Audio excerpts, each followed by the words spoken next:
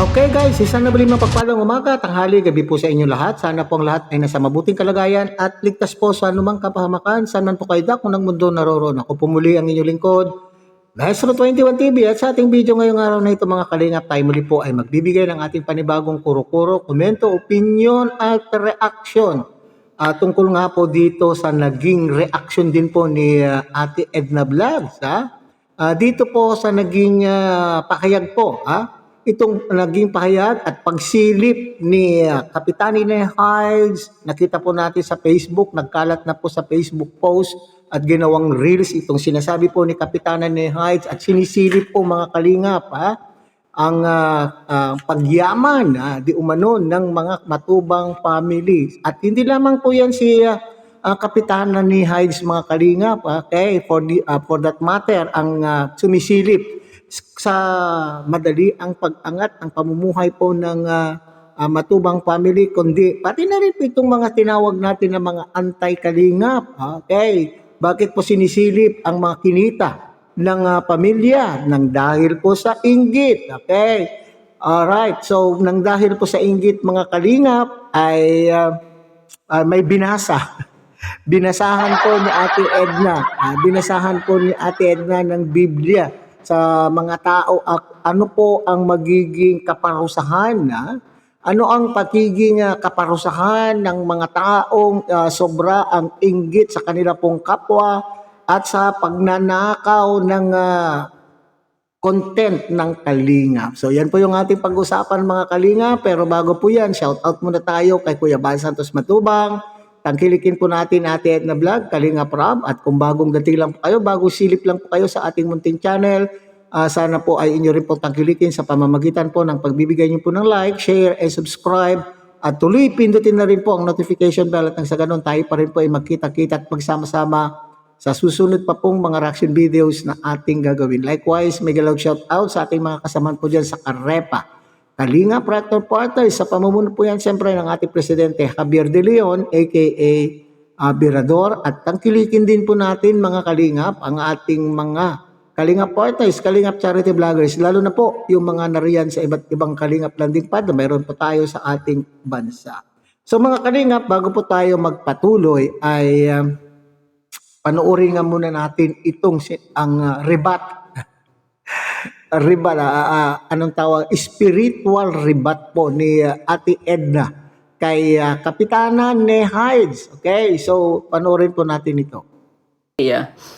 Ayan, kasi kung iriribat natin siya sa mga ganyan ay matagal na po yan, ay makapal na nga, kaya iano natin, i-twist naman natin, spiritual naman natin i-rebat. Ang sabi po sa Galatians 5:22, ayan, ito po ay kung gusto niyang makarating sa langit. Pero kung ayaw, sige, ipagpatuloy niya ang kanyang ginagawa. Pero, sayang yung kanyang pagiging Kristiyano. Dapat pag tayo po ay, nagsabi tayong Kristiyano, tayo dapat ay kinakikitaan ni Kristo. Nasa atin si Kristo sa ating buhay. So, sabi po rito sa Galatians 5:20 at saka 22. Ayan. Ito po yung mga bunga ng banal na Espiritu Santo. Ayan, sabi rito, simulan natin sa 19. Hindi maikakaila ang mga gawa ng laman, paikiapid, kahalayan at kalasuan. Hindi, pagsamba sa Diyos-Diyosan, pangkukulang, pagkapot, pag-aaway-away, pagsiselos, pagkakagalit at kasakiman, pagkakampi-kampi at pagkakabahabahagi. Verse 21. Pagkainggit. Yan. Paglalasing, walang habas na pagsasaya at iba pang katulad dito. Muli ko kayong binabalaan, ang gumagawa ng mga ito ay hindi magkakaroon ng bahagi sa kaharian ng Diyos. O, diba? So, alam niyo po ba, kapag ikaw ay puna sa iyong kapwa, sa ginagawa ng kapwa na mabuti naman, at wala na isa iyong maganda, wala na sa iyong tama, kundi yung ikaw lamang ang tama, ang tawag po dyan ay inggit. Ang term dyan ay inggit. Inggit ka lang, bakit? Yung ginagawa mo ay hindi mo kayang gawin yung ginagawa ng kapwa mo. At yun ang iyong ikinaiinggit, 'di ba?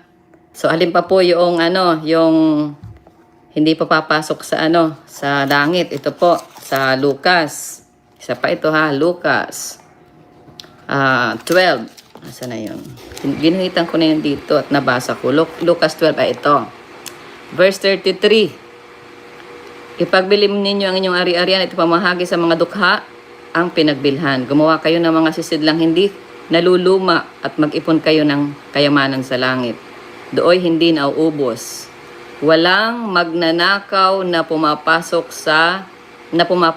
doon at insektong sumisira. Ayan, napakagandang ano po nito, verse.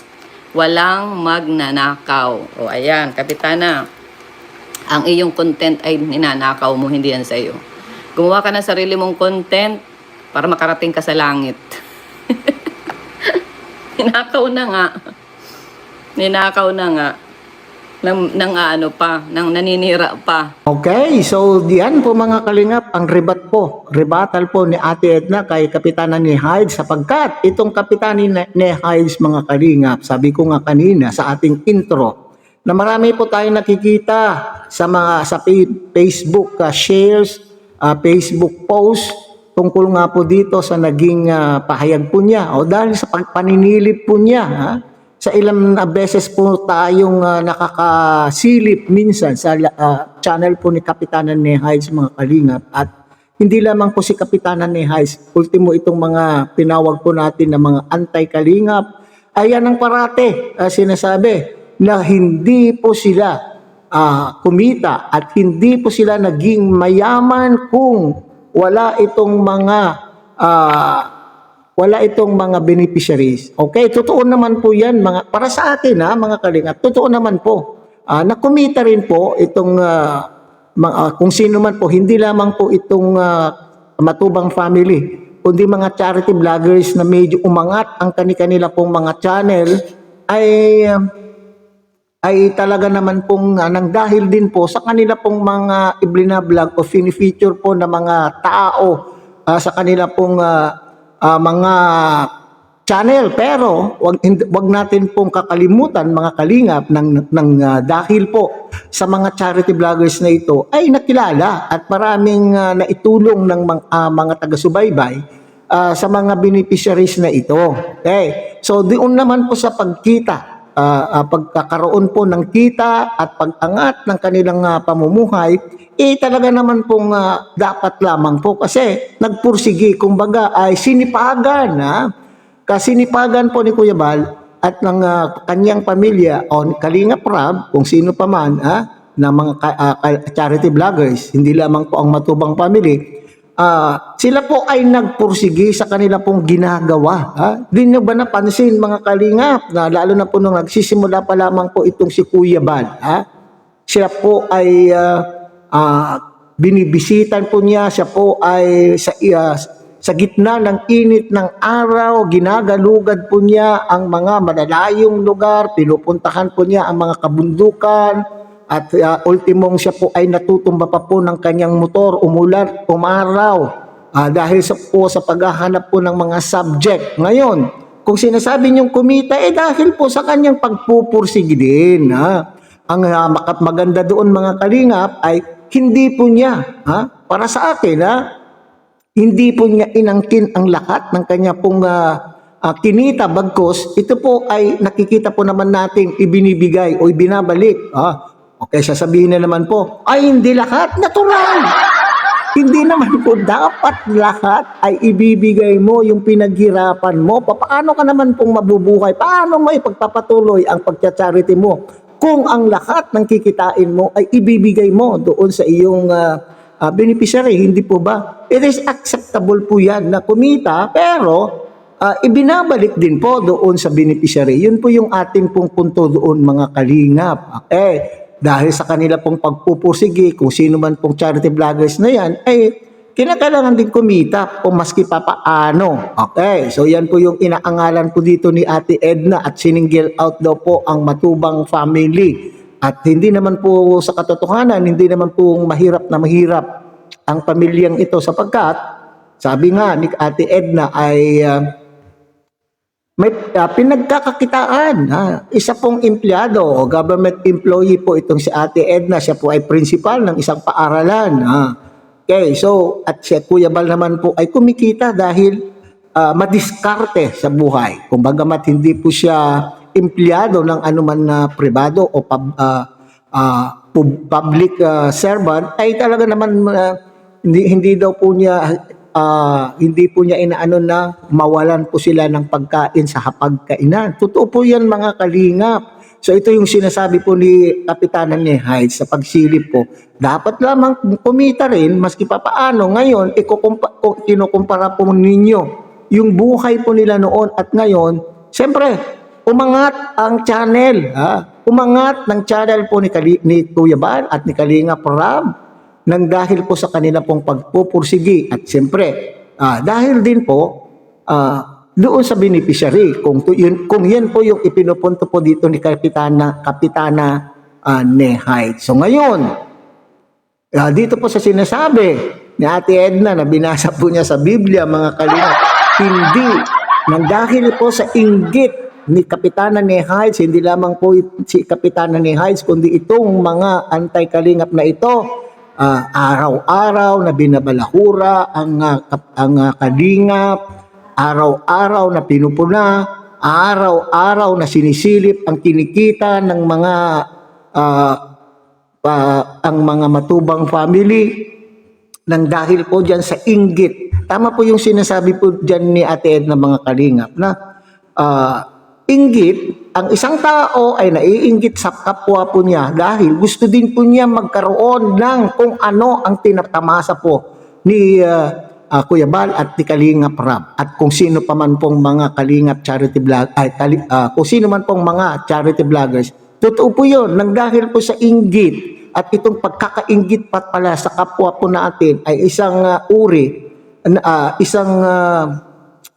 anong tawag po dyan ay ano po kay sa Panginoon at ito daw po ang kaparusahan po nito pag tayo po ay naiinggit sa ating kapwa ay hindi makakapasok sa langit. Hindi daw makakapasok sa langit. So dapat daw tanggalin ng inggit sa sarili ay ito daw po ay isang uri ng kasalanan. Pag tayo po ay naiinggit sa ating kapwa, ito ay isang uri ng kasalanan. Kaya kung gusto mong Kapitana Nehaid, kung gusto mong ikaw ay pumunta ng langit, tanggalin ang inggit sa sarili. Walang problema kung punain mo, kung mayroon man pagkakamali, ang kalinga, pero yung kainggitan mo o sisilipin mo na yung kinita nang dahil sa pagpupursigi sa pagbablog ng mga charity vloggers, yan po ay isang uri na po ng kainggitan at pagka daw tayo ay may inggit sa ating kalooban sa sarili po na may taglay po tayong kainggitan sa ating mga sarili ay hindi tayo, we will not be inheriting the paradise, ang langit. Okay? At isa pa daw po, yung pagnanakaw mo sa content. Ito mga anti-kalingap, sa content po ninyo, sa content ng kalingap, pag sa pagpupursigi po ninyo. No? Kayo din po ay nagpupursigi. Di ba? Kung sinasabi nyo si Kuya Bal ay kumita nang dahil po sa beneficiary, kayo din ay kumita nang dahil po sa content ng kalingap, pinaagawan po ninyo ng views itong kalingap. So ito daw po ay isang uri ng pagnanakaw at ang pagnanakaw po ng content ay isa din pong kasalanan at ang parusa nito ay hindi makakaabot sa paraiso at hindi makakaabot sa langit, mga kalingap. So kung talagang Kristiyano po tayo at gusto po natin mapunta sa langit ay tanggalin ang inggit sa sarili, tanggalin ang kasakiman, kasakiman dahil ikaw ay gusto mo ring kumita, ninanakaw mo. Nikikisawsaw ka sa content ng kalingap. Ito isang uri din po ng pagnanakaw, kasakiman, mga kalingap. So yan ang ating punto de vista sa naging reaction po ni Ate Edna sa naging pahayag po o sa paninilip po ni Kapitan Nehaid sa mga mga kita po ng mag-amang matubang. So hanggang dyan na lang muna tayo mga kalingap. Ulit tangkilikin po natin na vlog, Kalinga Prab. At siyempre, sana po nyo rin pong tangkilikin ang munting channel na ito sa pamamagitan po ng pagbibigay nyo po ng like, share, and subscribe. At tuloy pindutin na rin po ang notification bell. At sa ganon, tayo pa rin po ay magkita-kita at magsama-sama sa susunod pa pong mga reaction videos na ating gagawin. Muli, isang mapagpalang umaga, tanghali, gabi po sa inyo lahat. Mabuhay po kayo at God bless everyone.